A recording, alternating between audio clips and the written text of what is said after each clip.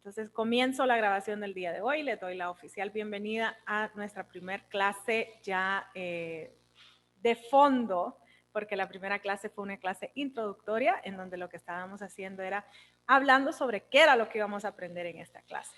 Lo primero que voy a hacer es que les voy a compartir mi pantalla, compartiéndoles mi Google Chrome, y les quiero enseñar que he subido 3 videitos ya. 2 de ellos no son míos, uno de ellos sí es mío.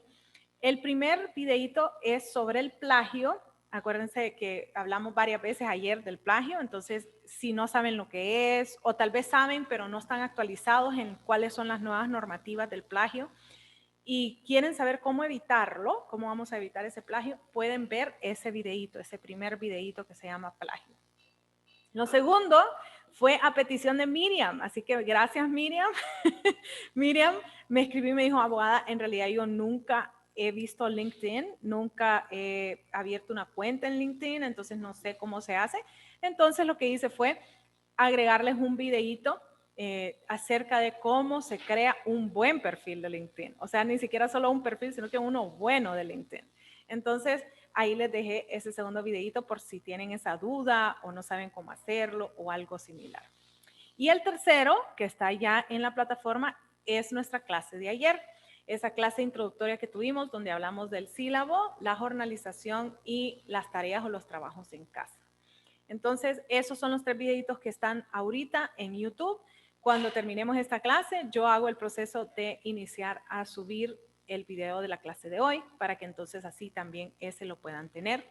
Y como les comentaba, el beneficio de tenerlo ahí y no en otro lugar es justamente que ese les va a quedar ahí permanente, no va a haber un tiempo definido de 15 días era en un momento, ahora es 21 días que va a tener UTH los videos disponibles, pues estos les van a quedar por la eternidad. Y si se ponen a jugar con mi perfil en YouTube, se van a dar cuenta que ahí hay clases no solo de UTH, sino también de la Universidad de la Defensa, y pueden meterse a verlo si quieren, están en su libertad de hacerlo. Entonces esa es la primera pantalla que les quería compartir el día de hoy. Vamos entonces a compartir ahora la pantalla que tiene que ver con nuestras diapositivas. Vamos entonces a compartir las diapositivas de este primer periodo. Este primer periodo ya sé que ustedes dicen, uy, solo 12 diapositivas, pero van a ver que en realidad es bastante información la que aprendemos y la que platicamos cuando hablamos de estas 12 diapositivas. Nuevamente recordarnos, ¿verdad?, que nuestra clase es Derecho de Integración, así es como se llama. El primer parcial, lo que hacemos es conceptualizar la materia, hablamos muy específicamente acerca de los sistemas normativos, es súper importante que lo sepan manejar y vamos inclusive a hacer ciertas actividades en clase y luego actividades en casa a ustedes para poder comprender por qué es tan importante saber esos sistemas normativos. Es importante para el derecho de integración, muy importante para el derecho de integración, pero también es muy importante para su derecho internacional privado, porque un caso puede salir de una manera en un estado y de otra manera en otro. Y entonces entendemos por qué una vez que nosotros entendemos esos sistemas normativos. Y lo último que vemos en este parcial son las instancias procesales. Obviamente, esta clase es de la rama del derecho internacional y entonces esa rama del derecho internacional se enfoca en la última de esas instancias procesales, la instancia procesal extraordinaria interestatal. Esa es en la que se enfoca. Pero para poder llegar ahí, tenemos que saber qué es lo que sucede en todas las otras, que para Honduras son 4 y para lugares como México, Brasil, Estados Unidos son 5. Entonces vamos a ver esa diferencia de por qué unas son 4 y en otras son 5. Yo creo que ya pueden medio detectar por qué cuando les dije esos 3 estados, ¿verdad? Les dije Estados Unidos de América, les dije los Estados Unidos mexicanos y les dije Brasil. Entonces eso les puede dar una idea del por qué. Tengo una pregunta, vamos a abrir el chat. No, solo agradeciéndonos. Bien. Entonces vamos a iniciar, vamos a ver primero que todo la conceptualización del término internacional. Esa conceptualización del derecho, del término internacional es importante porque justamente es parte del derecho internacional, el derecho de integración. Entonces, vamos a ver justamente que se compone de dos palabras realmente, inter y nación. Inter lo que significa es entre dos cosas, ¿sí? Eso es lo que significa, o dos o más cosas, ¿cierto? Pueden ser más cosas las que se integran. Cuando ustedes escuchan la palabra inter, no solo es con nacional, sino que puede ser, por ejemplo, cuando estamos en cuestiones académicas, interacadémico. ¿Qué significa que algo es interacadémico? ¿Alguien tiene alguna idea? Cuando decimos UTH, la UNAC, Unitec, la Metropolitana, van a hacer un evento interacadémico. Díganos, Ariana. ¿No? Pues lo que significa interacadémico... No, levanté la mano. No, levanté la mano ni nada, fue que por error No lo se puse. preocupe, no se preocupe. Okay, interacadémico gracias. lo que significa es entre varias instituciones académicas. Cuando hablamos, a veces a los que nos gusta el deporte, yo cuando estaba muy jovencita, cuando todavía no me dolía haberme despertado de mi cama, literal, uno llega a una edad donde se levanta y ya siente dolor, es impresionante. Yo pensaba que eran mentiras, pero es verdad. Pero cuando estaba cipota, no me dolía nada, me gustaba jugar básquetbol y yo jugaba torneos de básquetbol que le llamaban intermurales. Es decir, fuera de los muros de la escuela en donde yo estaba, nos íbamos a los muros de otra escuela, intermural. Entonces, cuando vemos ese tipo de palabras, interregional, significa entre la región, adentro de la región, ¿sí? Van a haber varios diferentes componentes que conforman esa región. Entonces, muy claramente, la palabra inter significa entre. Y la segunda palabra que tenemos es la palabra nación, en nacional. Nación, como la gran mayoría de las palabras que nosotros estudiamos en derecho, viene del latín, viene de la palabra natio y significa nacer. Eso es lo que significa nación. Nación lo que significa, el lugar de donde viene es nacer. Y se aplicaba al lugar de donde yo me origino.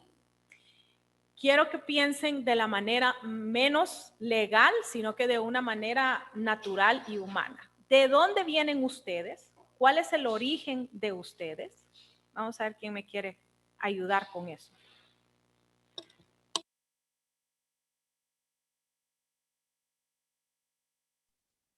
Según raíces, abogada. De sus raíces. Edwin, ¿de dónde son sus raíces? O sea, ¿de dónde exactamente viene Edwin? ¿Qué sucedió para que Edwin existiera?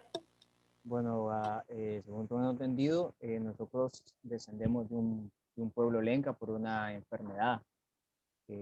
Aquí en San Vicente, anteriormente se llamaba Los Limones y antes era un paso, simplemente un lugar baldío, el cual descendemos de Macholoa, un lugar indígena que hasta hoy existe y totalmente muy descuidado. Entonces, pero para que Edwin existiera, ¿qué tuvo que pasar? Mamá y papá. Eso, mamá y papá. O sea, si usted no tuviera una mamá y un papá, literalmente siquiera solo para ese momento, porque me dicen, sí, yo tengo papá, pero ese nunca se ha aparecido. O sí, yo tengo una mamá, pero me dejó abandonar. Sí, pero si en algún momento ellos dos no hubieran existido, pudiera existir Edwin. Dice Edwin que no, ¿verdad? No. Cristian también dice que no, ¿verdad? Entonces, el lugar de donde yo vengo es justamente de una mamá y de un papá. De ahí es donde yo vengo. Eso crea muchas controversias, ¿cierto? ¿Por qué crea tantas controversias? Bueno, porque ahorita actualmente estamos viviendo en un mundo en donde dicen que papá no es necesario.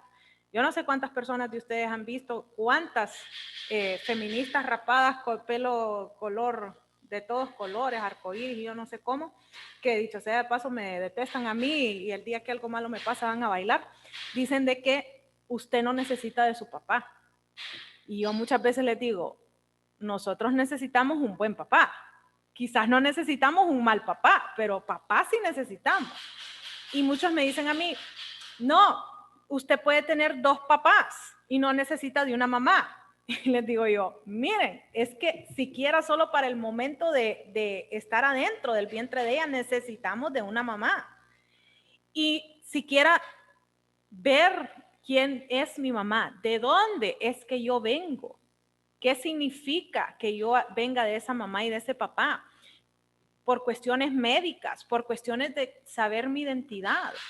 Todas esas cosas, existen ciertas referencias en derecho internacional que se conoce como el derecho de origen, que es el derecho de yo como ser humano saber quién es mi mamá y quién es mi papá. Problemas grandes también con los niños adoptados. Y si no, piensen en cuántos niños adoptados ustedes conocen que tienen esos problemas de abandono. ¿Por qué mamá o por qué papá no quiso que yo estuviera en su vida? ¿Por qué me dio en adopción? Esas preguntas que se hacen esos niños adoptados son válidas. Ellos quieren saber de dónde ellos son. Entonces, eso es conocido en derecho internacional como el derecho de origen. Y justamente nace o se forma este derecho de origen por la nación, el lugar de donde yo me origino, de donde yo provengo.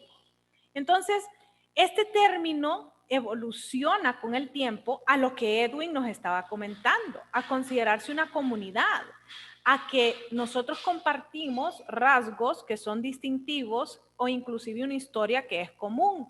Eso puede incluir mi raza, la lengua que utilizamos y en la lengua, muy importante, la manera en la cual utilizamos la lengua. Es decir, ya todos sabemos que alguien, ejemplo, mi papá es jampedrano, él no es sanpedrano. Los de Tegucigalpa decimos San Pedro, él dice Jampedro. O sea, eso a él nunca se le va a quitar. Tiene 40 y pico de años de vivir aquí, más de casi 50 años de vivir en Tegucigalpa y él sigue diciendo Jampedro. O sea que no solo es que él habla español, es cómo él habla el español, ¿sí? Cómo él habla esa lengua española. Él es de San Pedro, él dice juzgado, ahí no hay, a saber qué se hizo la Z y a saber qué se hizo la S, a saber. Es que yo voy a ir al juzgado, me dice. Le digo, puchi, papi, vos sos doctor, debería. ¿Y qué fue? Me dice. ¿Dónde vas, hija? No, voy al juzgado. ¿A cuál juzgado vas? Me dice. O sea, a saber qué se hizo, ¿verdad? La Z en ese juzgado. Y él, como les digo, tiene casi 50 años de vivir en Tegucigalpa y sigue hablando así. O sea que es muy identificable cuando son de San Pedro. La comida que comen. En Tegucigalpa comemos tortilla, en la costa norte comen con tajadas. O sea, la comida, cómo nosotros comemos. Y muchas personas me dicen, abogada, pero si Honduras es un país tan pequeño, yo puedo coger un carro y irme de un lado de Honduras al otro en un día. Les digo, sí, pero hay diferencias. Es muy diferente lo que comen en el sur, lo que comen en el centro, lo que comen en el norte del país. La cultura que tenemos, esa siempre les digo yo, especialmente cuando tengo alumnos que no son de Tegucigalpa. ¿Cómo es que somos los de Tegus?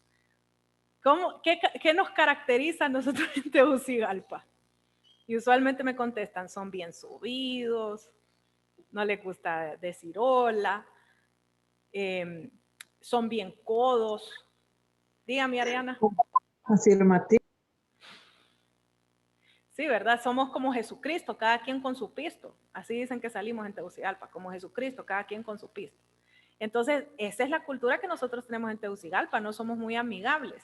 Y muchos de mis alumnos a mí me dicen, pero ¿verdad que usted no es de Tegus? Y yo le digo, sí, yo nací en Tegus, yo me crié en Tegus, pero como les digo, mi papá es sanpedrano.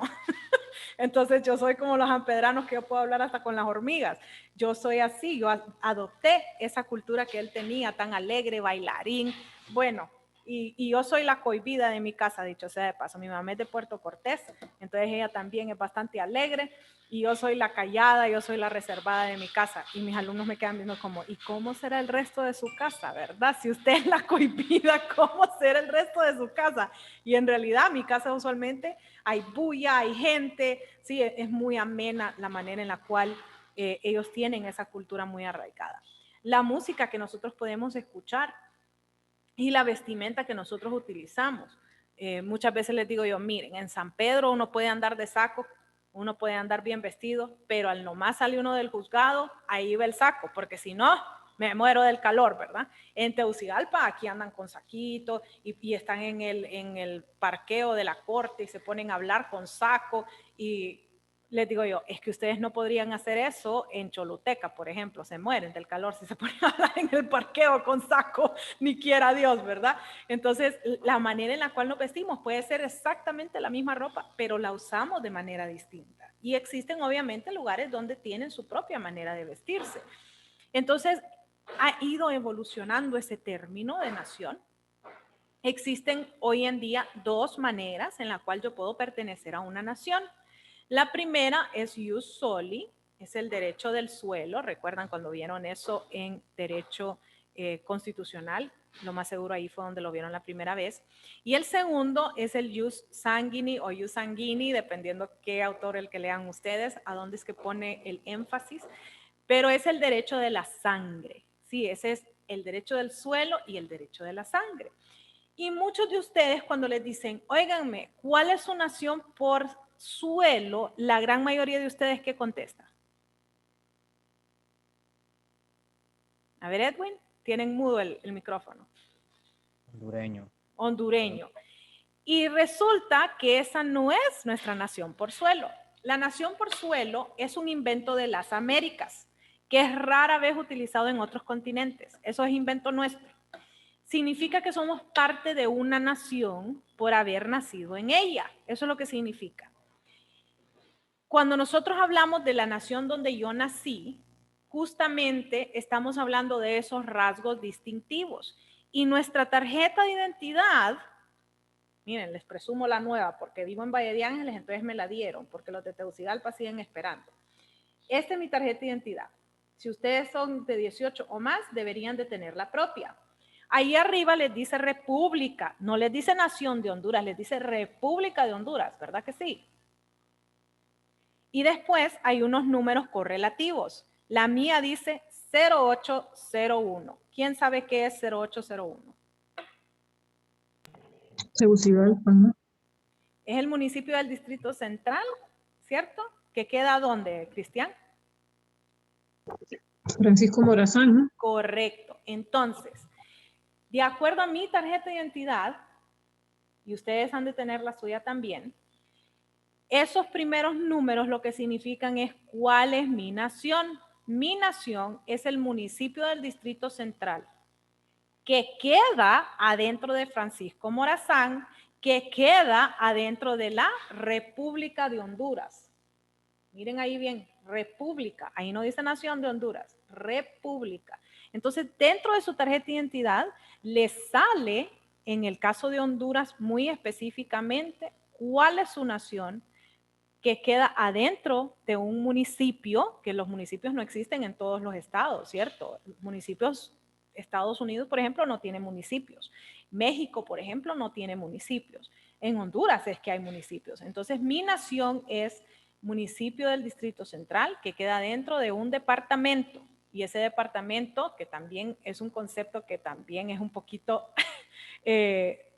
hondureñizado, departamento, no todos los estados tienen departamentos, queda en el departamento de Francisco Morazán, que queda dentro de la República de Honduras. O sea que allí es mi nación. Entonces, Edwin, ¿qué dice su tarjeta de identidad? Que lo veo que la tiene a mano. ¿Qué dice la suya? República de Honduras.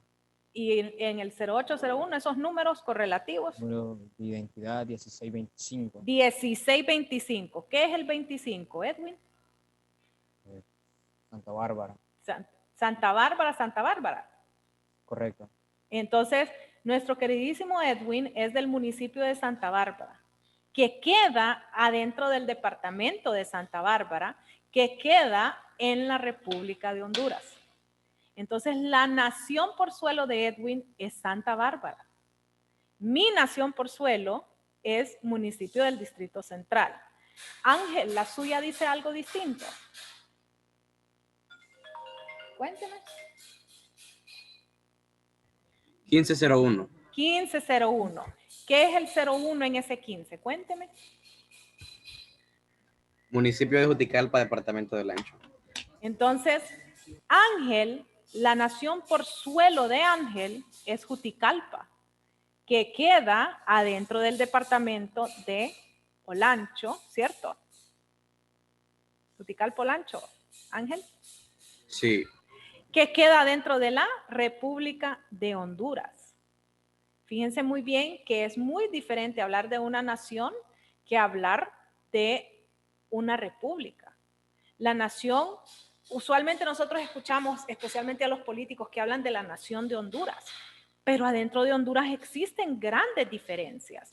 Y inclusive yo, toda mi vida, desde que nací hasta que cumplí los 24 años, que fue cuando me fui a vivir a Estados Unidos, yo viví en Tegucigalpa. Y ahora que estoy casada, que me traje a mi gringuito a vivir acá, lo primero que me dijo, yo no quiero vivir en una ciudad grande, quiero vivir en el campo, nos vamos a vivir a Valle de Ángeles. Estamos dentro del mismo departamento de Francisco Morazán, pero la gente es completamente distinta en Tegucigalpa a como son en Valle de Ángeles.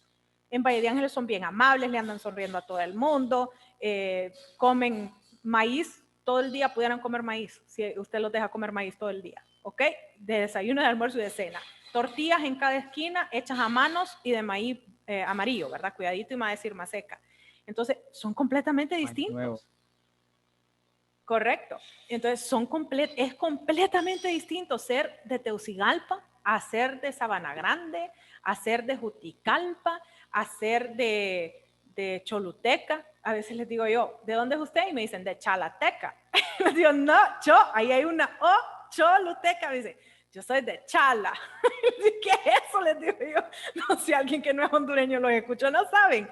Es muy distinto. Tenemos distintas maneras de hablar, distintas maneras de comportarnos, cómo interactuamos con la gente. Somos distintos. Y eso es lindo. Ser distinto es bonito, ¿cierto? Dígame. Imagine, abogado, cuando Donald Trump decía que todos los latinos éramos mexicanos. Sí, él, bueno, en realidad le tergiversaron las palabras a Trump cuando él dijo que todos los latinos deberían de ir legal a Estados Unidos, especialmente los mexicanos. Eso dijo él en inglés. Cuando le tradujeron de que todos los latinos éramos mexicanos y éramos ilegales. Cuestiones que hacen los medios de prensa de ellos, ¿verdad? Ustedes saben cómo son los medios de prensa, pero sí, existen, eso sí le puedo garantizar, existe gente dentro de Estados Unidos que si le escucha hablar español, ni siquiera le dice que está hablando español, le dice que está hablando mexicano. Deje de hablar mexicano. Y yo los que ven así como, papi, eso no es un lenguaje. ¿Qué está hablando? Eso no es un idioma. ¿Qué le pasa? Mexicano no es un idioma, les digo yo. Pero sí, obviamente somos distintos, tenemos diferencias, esas diferencias enriquecen lo que nosotros podemos llamar Honduras. Entonces nuestra nación por suelo justamente es lo que esa tarjeta de identidad nos dice. Y la mía es diferente a la de Edwin, que es diferente a la de Ángel, que seguro es diferente de varios otros que están en esta clase. Y luego tenemos la nación por sangre. La nación por sangre es la más antigua de todas y la más novedosa de todas. Está la hereditaria, la nación por sangre hereditaria. Y eso básicamente lo que significa es, ¿qué dicen los documentos de sus ascendientes? Es decir, cuando usted coge su partida de nacimiento, ahí sale el nombre de su mamá, el nombre de su papá, o como mi papá, que le salió hijo de madre desconocida, literal, le sale sin mamá. Y mi abuela casi le da un infarto y dice, óigame, hijo de padre desconocido le creo, pero yo cómo voy a ser desconocida, le dice, y se enojó la viejita, ¿verdad? Recha. Mi abuela era una indita recha, chaparrita así, y así como era de chaparra, era de arrecha, impresionante. Yo sentada era ella parada, literal. Entonces, esos documentos nos van a decir a nosotros de dónde es que nosotros somos. Entonces, en el caso de mi persona, dice que mi papá es de San Pedro, ¿verdad? Así dice. Si usted le dice que lee ahí, dice San Pedro, dice. Dice San Pedro Sula Cortés. Esa es la nación por suelo de mi papá y por ende yo tengo derecho a decir que soy sanpedrana, porque él es sanpedrano. Y mi mamá dice que ella es de Puerto Cortés, departamento de Cortés, ¿sí? Entonces esa es la nación por suelo de mi mamá y por ende yo puedo heredarla porque yo soy hija de un sanpedrano y de una mamá de Puerto Cortés. Esas son mis naciones hereditarias. Obviamente, si tuviéramos la habilidad de poder ir y buscar en los registros, podríamos encontrar qué es lo que dice antes de eso, qué es lo que dice la partida de nacimiento de mi papi, qué es lo que dice la de mi mami, qué es lo que dice de mi abuela, qué es lo que dice la de mis dos abuelas y mis dos abuelos. En mi caso ahí se convierte muy interesante porque mi abuelo materno nació en El Salvador, mi abuela materna nació en Palestina, que ya ni siquiera existe, que ahora es Israel. Entonces ella nació en Palestina y así dice en la partida de nacimiento de ella, dice Beyala, Palestina. Mi abuela materna es así, indita tolupana, ¿verdad? Que ella decía que ella era tolupana y cuidadito alguien iba a decir algo contrario. Y mi abuelo nació en España. Y entonces ahí dice que él es de la región vasca de España, así dice. Entonces, y luego si pudiéramos investigar más allá, pues podríamos ver cuáles son las cosas que dicen esos documentos. Sin embargo, existe un problema con eso. Existe un problema con ese derecho a sangre. Y es algo bien normal y bien sencillo que todos ustedes como futuros abogados van a enfrentarse. Primero, que a veces no se registra quién es mamá o quién es papá. Usualmente quién es papá, no lo registramos, porque estoy enojada con él, porque es un hijo de tantas, ni siquiera le voy a decir que nació el niño. No, yo he escuchado de todos ustedes.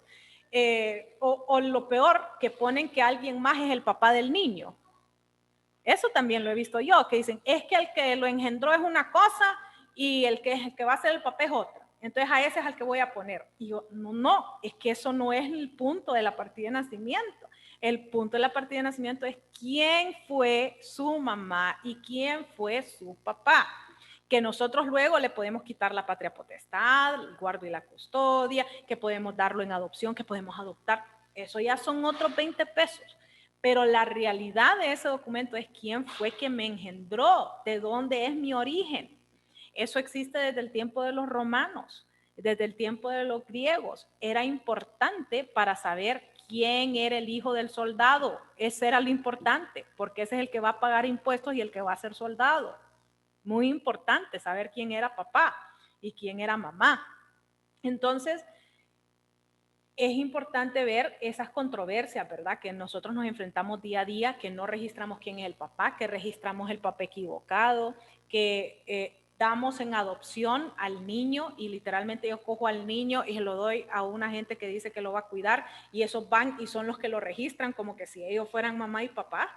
O sea, ese tipo de cosas nosotros lo vemos y no solo en Honduras, sino que lo vemos a nivel internacional, lo vemos a nivel, pues, hay muchas cosas que suceden así, ¿verdad? Entonces, ese es el primer problema. En otras palabras, los documentos pueden mentir, ¿cierto? Es fácil que un documento mienta. Claro, si yo voy y pongo ahí que el papá era Juan y el papá no era Juan, sino que era Ángel Lobo, pues el documento está mintiendo. Entonces, esa es la más antigua de todas. Esa es la que existe desde el tiempo de los griegos y los romanos. Y esa es la que existe a nivel internacional, a nivel mundial. Esa es la reina de todas. El derecho de la sangre hereditaria. Pero hay una que es bastante nueva. Es el derecho de la sangre por genes. Es decir, el derecho ius sanguini genético. Esta es la manera más novedosa porque no evoluciona hasta que nosotros no podemos hacer exámenes de sangre y de saliva en donde se pueden estudiar, se pueden analizar y podemos decir exactamente quién es mamá y quién es papá. Eso es importante si están en cuestiones de derecho de familia para saber quién literalmente es mi mamá y quién literalmente es mi papá. ¿Por qué? Bueno, porque puede ser que yo necesite que el papá pague los alimentos. Puede ser que a mí me estén negando a mi hijo y yo quiera tener derecho a verlo, derecho a tener una relación con él. Puede ser que mi esposo tenía el niño y recién nacido. Este es un caso que les estoy contando que literalmente sucedió cuando yo estuve en el juzgado de familia. La mamá le dio el niño al papá cuando tenía como, ¿qué? 5 semanas de haber nacido, algo así, no recuerdo exactamente cuánto, pero él estaba recién nacido, pues, se lo da para que él vaya a conocer a sus abuelos. Y le habla por teléfono y le dice, oíme, ¿cuándo me vas a regresar al niño y todo? Y resulta que la hermana del papá del niño, o sea, la tía del niño, lo fue a registrar como que si fuera de ella. ¿Están oyendo? De ella y del esposo. Entonces se tuvieron que hacer un examen de ADN para ver quién era la mamá, porque obviamente ella quería a su hijo de vuelta. Y entonces resultó que era cierto lo que la mujer estaba diciendo, porque la tildaron de loca, ¿va? No, vos estás loca, vos te lo llevamos a que lo conocieras, ese siempre ha sido tu sobrino. Y bueno, de todo le dijeron a la mujer, ni casada estás, me acuerdo que así le dijeron, ni casada estás y que eres un niño. Entonces resultó que ella tenía la razón, era el hijo de ella, y la otra era la tía, tenían ciertos ADN similares porque eran de la misma familia, pero no era de ella, el niño. Y entonces se procedió a quitarle el niño. Ya el niño, cuando se lo quitaron, ya tenía, si no recuerdo mal, 7 u 8 meses. O sea que tal vez logre a no tener un trauma ese niño, no recordarse. Pero ya se imagina esa mamá cómo estaba, ¿verdad? Ella estaba loca. Ella quería a su niño.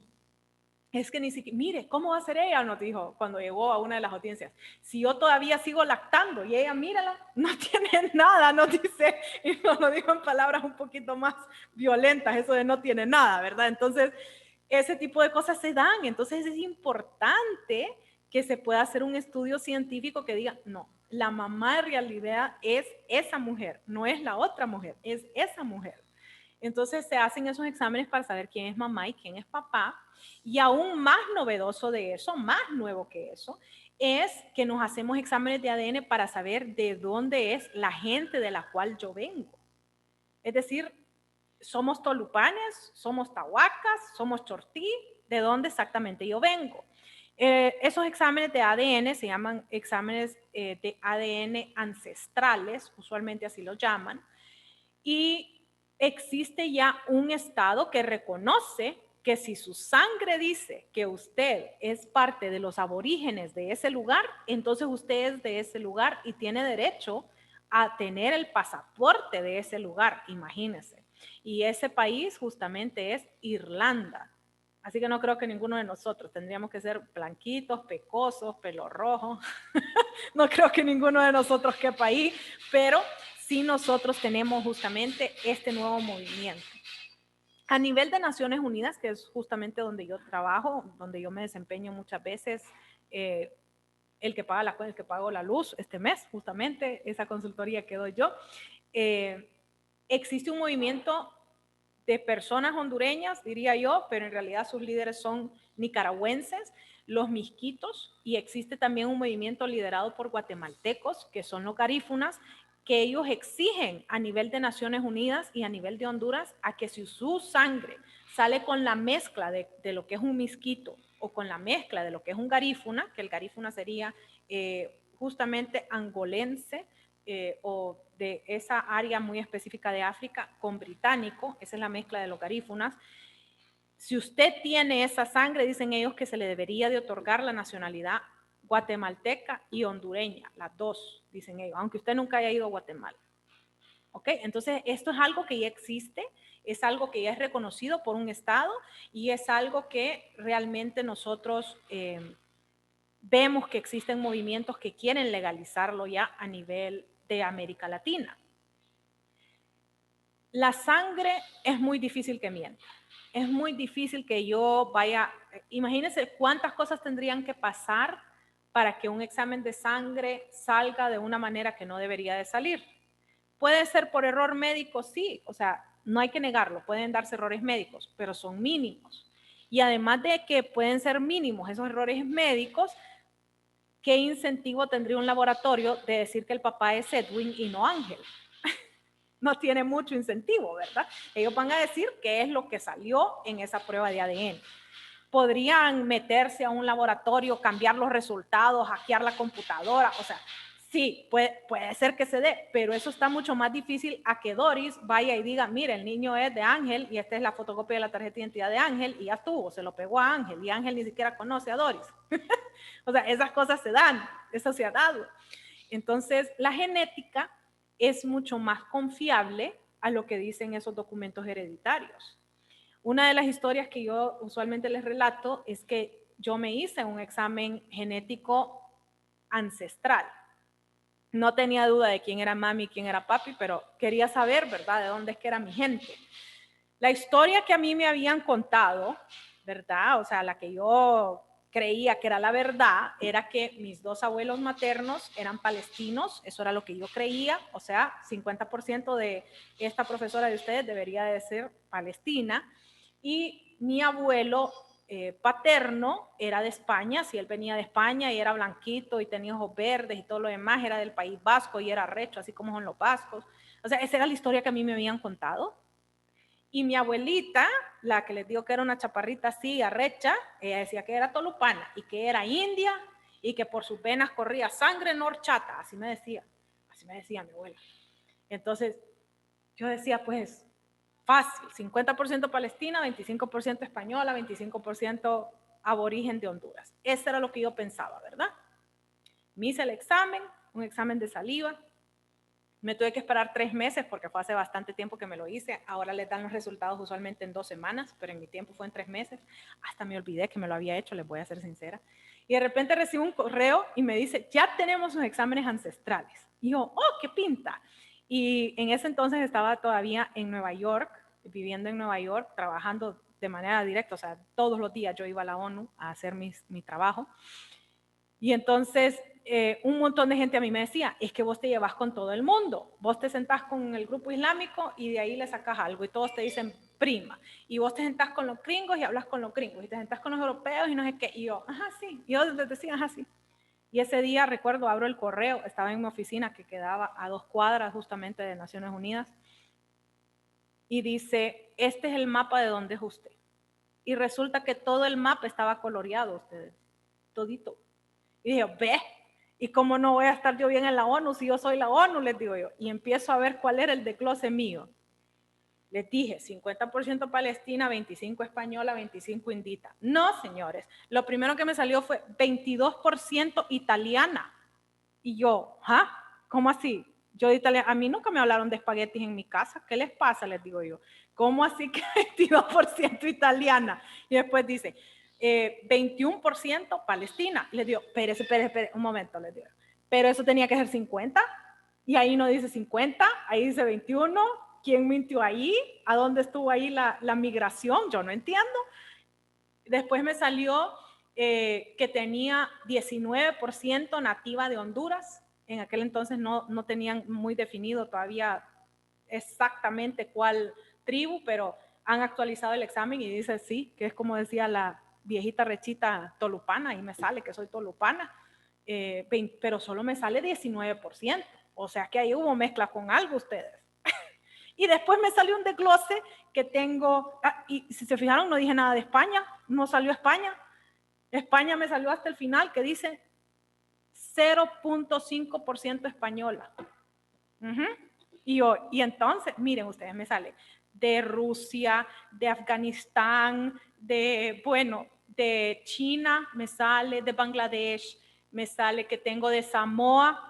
Yo, Samoa, ¿qué diablos es Samoa? Les digo yo, ¿de dónde queda eso? Les digo, ¿cómo se come? Explíqueme usted qué es eso. Les digo yo, literalmente ustedes, todo el mapa, yo estoy en todo el mapa. Les digo, claro que trabajo con Naciones Unidas, y yo soy Naciones Unidas. Mírenme, aquí estoy, ve, yo soy Naciones Unidas. Y va de reírme yo. Le fui a enseñar los resultados a mis colegas con los que trabajaban muertos de la risa. Uno de ellos se acabó haciendo el examen y le salió 99.9% irlandés, o sea que ese, ¿verdad? Y más blanco no podía hacer el muchacho, así que no fue sorpresa. Pero sí, esos exámenes no mienten. O sea, mi familia lo más seguro vivió tanto tiempo en ese lugar que ellos decían, pues sí, nosotros somos de aquí. Pero la mera sangre no me salía que era de ahí. Me salía que era de otro montón de lugares. O sea que yo siempre he sido vagabunda, así les digo yo. Yo siempre fui vagabunda porque mis ancestros eran vagabundos y andábamos por todos lados. Entonces esas cosas no van a mentir. Los documentos sí pueden mentir. ¿Ok?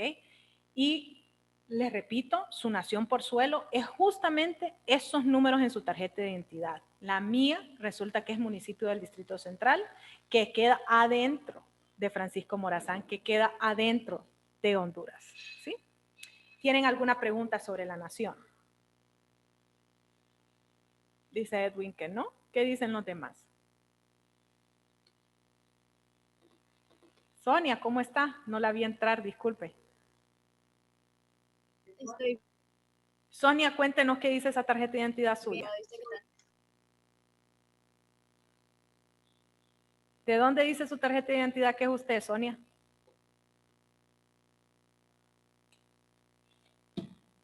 La mía dice 0801. ¿La suya qué dice, Sonia?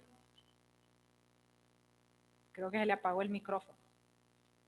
Pero bien, ¿les quedó claro cuál es su nación por suelo? ¿O tienen alguna pregunta sobre eso? Sí. Cheque. Y la nación por sangre, yo sé que la gran mayoría de ustedes van a saber el hereditario. Es raro que sepamos el genético. Ese examen todavía no ha venido a Honduras, el ancestral. Y si se sabe la nación por sangre porque le hicieron un examen de ADN en algún momento, pues esa puede ser su nación por sangre genética. Si no, la gran mayoría de ustedes van a saber su nación hereditaria. ¿Por qué les hago hincapié en esto? Porque esa es su tarea. Esa es su segunda tarea en esta clase. Me tienen que identificar su nación por suelo y su nación por sangre. Y lo más seguro, la gran mayoría de ustedes me van a identificar por suelo y me van a identificar la sanguínea hereditaria. La gran mayoría de ustedes no me van a identificar la genética porque tendrían que hacerse un examen de ADN. Entonces, obviamente no les voy a pedir que se hagan un examen de ADN, sino que única y exclusivamente en su tarea me ponen no me he hecho el examen. ¿Sí? Eso es lo más común del mundo. Tenemos otras prioridades en la vida que hacernos un examen de ADN para saber exactamente de dónde soy, a menos que tenga alguna duda de quién es mamá o papá, ¿verdad? ¿Tienen algo que les haya quedado nebulosa? ¿Algo que les tenga que aclarar en este momento sobre la nación? ¿No? ¿Estamos bien entonces? Yo lo que quiero saber es a dónde se hace ese examen, abogada. Dígame, Cristian. Yo quiero saber a dónde se hace ese examen, porque sí. Ok, el examen de paternidad y maternidad lo hacen en la UNA. La UNA se está encargando de hacer esos exámenes de paternidad y maternidad. El examen ancestral todavía no lo hacen en laboratorios de Honduras. Tiene que hacerlo con el más cercano, si no me equivoco, queda en Carolina del Norte, pero usted pide que le manden el tubito en donde usted escupe y lo manda de vuelta a Estados Unidos. Eso le hice yo a mis papás de regalo de Navidad y le salió de todo a los pobres. Se fijan que no era malo mi examen. Se fijan, dije yo, porque ahí le salió también su mezcla a ellos. Entonces, sí, es su examen, el ancestral todavía no lo hacen aquí en Honduras, pero el examen de paternidad y maternidad lo hacen en la UNA. Ahí es donde lo hacen. Para reclamar cualquier nacionalidad. Pues como les digo, todavía el único que lo ha reconocido es Irlanda. Los otros países todavía no lo han reconocido, todavía no han permitido. Bueno, Una Estados pregunta, Unidos mucho menos. Dígame. había una iniciativa que creo que España la tenía, de que si demostraba que sus abuelos eran de los judíos safardí que fueron echados de España, reconocían la nacionalidad. Eso tiene que ver con esta ley de, sería genético o hereditario, ¿verdad? Ok, primero lo que tenemos que decir sobre eso es que no es cierto que ellos tenían eso de los judíos safarditas. No, no es cierto. Ellos no estaban reconociendo eso. Lo que estaban reconociendo es que si su abuelo, bisabuelo o tatarabuelo o abuela tenía nacionalidad española, usted podía reclamar la nacionalidad española. Ese era el primer paso, que usted fuera a la embajada de España y les dijera, y tiene usted que tener la información. O sea, yo puedo hacerlo porque mi abuelo era español, no me interesa, por eso es que no lo he hecho, y puedo ir a la embajada de España aquí en Tegucigalpa y decirles, mi abuelo se llamaba Eduardo, se me olvida el segundo nombre, nunca lo conocí al señor, se murió cuando mi papi tenía 9 años, Eduardo, no me acuerdo su segundo nombre, Miranda Troches, ese era el nombre de él. Él nació en España, esta es los documentos que yo tengo al respecto y se los enseño y ellos tienen que proceder a verificar si ellos lo tienen registrado como español a él. No es algo difícil porque ellos tienen sus documentos en España muy bien digitalizados, entonces es fácil que ellos lo hagan. Ese era el paso número 1. Paso número 2, y este es el paso que la gran mayoría de nosotros, la razón por la cual a mí no me interesa, tiene que irse a vivir a España por 6 meses.